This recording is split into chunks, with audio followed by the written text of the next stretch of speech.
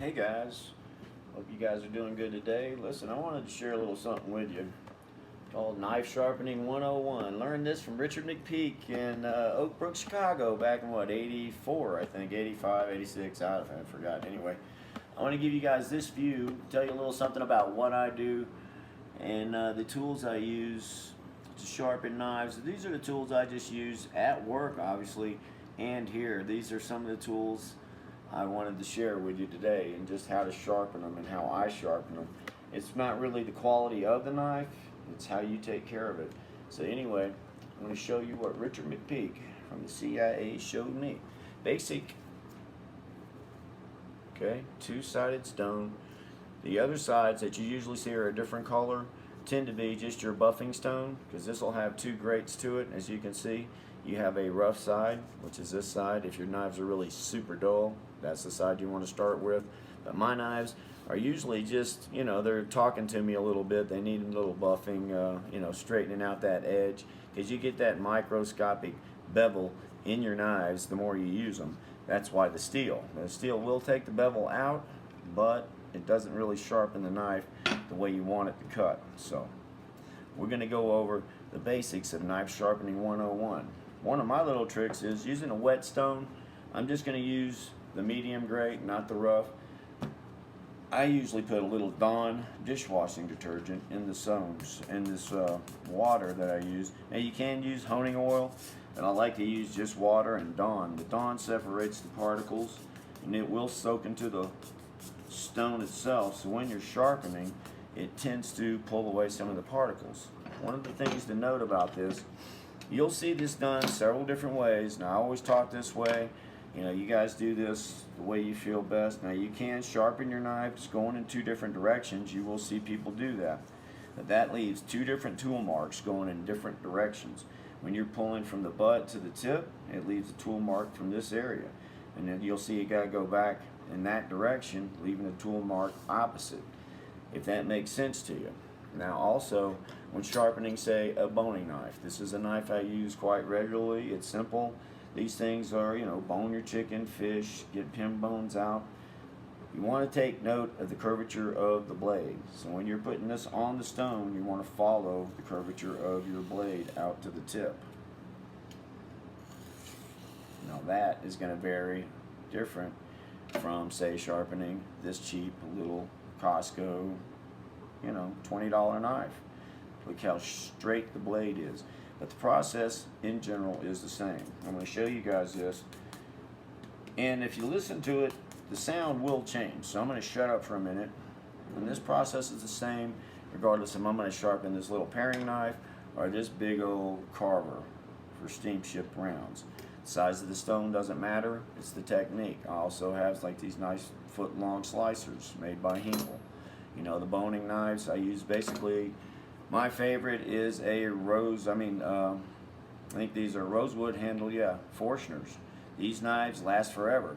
They're a little higher in carbon, which does make a difference if you're cutting lettuce, but for a good utility knife, if you do what I'm fixing to show you, these knives, it's nice and sharp, easy to sharpen, not like your very expensive knives where you're going to run into very hard steels, and basically they are just a pain in the ass to sharpen.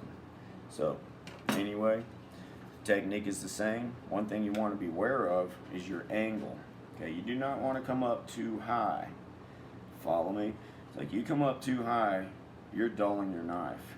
Keep that thing down at about a 20-degree angle and go from the butt to the tip. Flip it over, butt to tip. You don't have to put a ton of pressure on this. You just want to straighten the edge of that knife. Okay? You're going to do the same thing with this knife and every knife there. Now, your knife's a little duller. You don't have to baby these things. You can get with it. Go 4 times. Say if your blade is duller down here than it is at the tip, or if you need to straighten that tip out, you can do the same thing here. But make sure you keep that angle down. You can keep the angle too low, it's not going to hurt your knife. It's going to take a little metal off the side, but it's not going to dull it. Don't come up too far with your angle, you'll dull your knife. Just go from the tip, or the butt, which is your keel. On some knives you'll notice that they're equipped to open cans. It'll have a thick little flare on it. It's the keel of the knife. Poke holes in number 10 cans, whatever you need.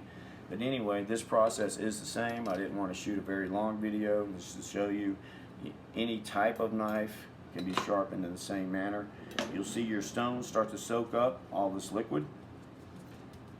I just thought I'd shoot this real quick because I was getting ready to shoot this carbonara burger that I made. It's a black and blue version, and it's one of the little sandwich things I want to do. So I was getting ready to do that, and I want to sharpen these knives. I want to show you guys how I sharpen knives.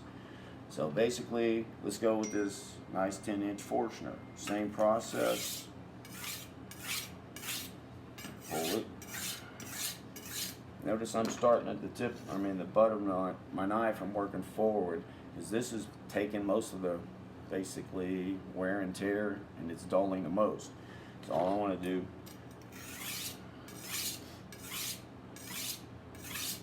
and when you're using these knives, that's the section of the knife that you're going to use the most, not basically the tip sometimes, but what you want to do is just come all the way out, follow that in curvature. Hope you guys find this helpful. Try it out. Let me know what you think. Now, a lot of people feel that just running your knife over the steel, which can be beneficial, but that just gets the microscopic edge out of your knife. Because if you put this, even after I sharpened it, under a microscope, you'd see this little bevel in it. That's what this takes out. It'll take that bevel out, but it's not really putting a good sharp edge on your knife. Now what you can do, and what I do is basically I'll run it over the stone a few times using my steel. And you'll see a lot of people go this way with your steel. Towards your hand, not a good idea. If you notice how this is designed, the narrowest part is where your hand is probably going to stick out. And I have seen people at work go like this. What do? Catch a knuckle. Use these things, go away from your hand. Same process from the butt to the tip, butt to tip. Okay? And if you go under, over, can't cut yourself, can't nick your knuckle, you're going away from your body, just make sure no one else is in close proximity. And another point is you might want to keep these clean and buy a new one every few months. They're like 10 bucks, 12 bucks, but diamond coated is the best. Now that takes the bevel out of that knife. Now this knife is a lot sharper than it was before.